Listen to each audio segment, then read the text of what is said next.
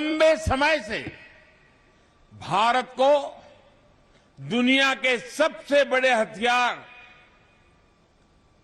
और एक प्रकार से हमारी क्या पहचान बन गई? हमारी पहचान एक ही बन गई, हथियार खरीदार देश। हमारी गिनती उसी में रह रही थी। लेकिन आज देश का मंत्र है make in India, make for world. आज भारत अपनी सेनाओं को आत्मनिर्भर बनाने के लिए काम कर रहा है। हम देश के डिफेंस सेक्टर से देश के प्राइवेट सेक्टर के टैलेंट को भी जोड़ रहे हैं।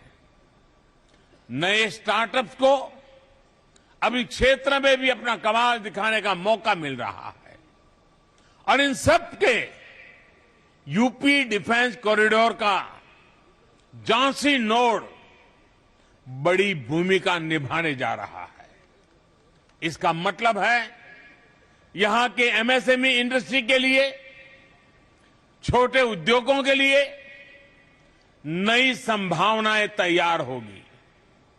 यहां के युवाओं को रोजगार के नए अवसर मिलेंगे और इसका मतलब है जो क्षेत्र कुछ साल पहले तक गलत नीतियों के कारण पलायन से पीड़ित था, वो अब नई संभावनाओं के कारण निवेशकों के आकर्षण का केंद्र बनेगा। देश विदेश से लोग बुंदेलखंड आएंगे। बुंदेलखंड की जिस धरती को कभी कम बारिश और सूखे की वजह से बंजर माने जाने लगा था, वहां आज प्रगति के बीज अंकुरित हो रहे हैं। साथियों, देश ने यह भी तय किया है कि रक्षा बजट से जो हथियार उपकरणों की खरीदी होगी, उसमें बड़ा हिस्सा मेक इन इंडिया उपकरणों पर ही खर्च होगा। रक्षा मंत्रालय ने 200 से ज्यादा ऐसे उपकरणों की लिस्ट भी जारी की है जो अब देश में ही से ही खरीदे जाएंगे, बाहर से ला ही नहीं सकते हो। उन्हें विदेश से खरीदने पर पाबंदी लगा दी गई है।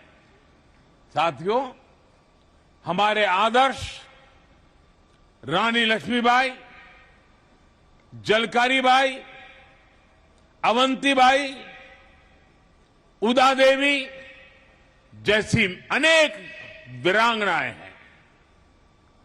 हमारे आदर्श लौह पुरुष सरदार पटेल, चंद्रशेखर आजाद, भगत सिंह जैसी महान आत्माएं हैं।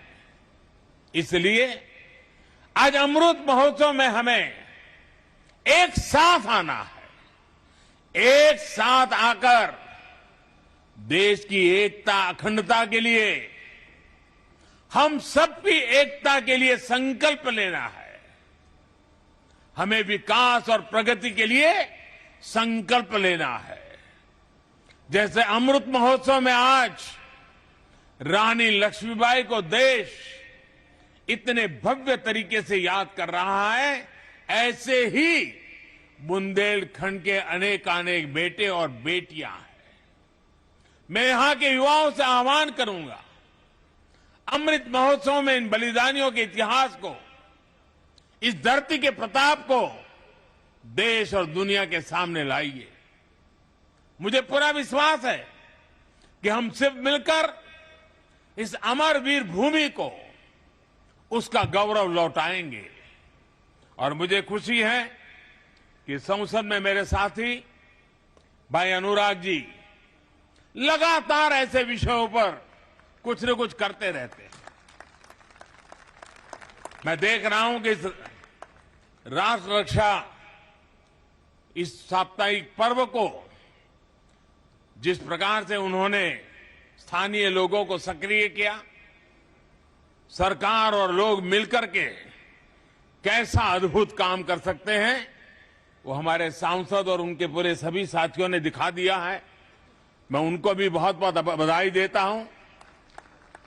इस भव्य समारोह को सफल बनाने के लिए आदरणीय राजनाथ जी की नेतृत्व में पूरी टीम ने जिस कल्पकता के साथ इस स्थान का चयन करना, डिफेंस कॉरिडोर के लिए उत्तर प्रदेश राष्ट्र रक्षा के लिए अनेक विध आयुधों को तैयार करने की भूमि बने, इसके लिए आज का ये इवेंट बहुत लंबे कालखंड तक प्रभाव पैदा करने वाला है।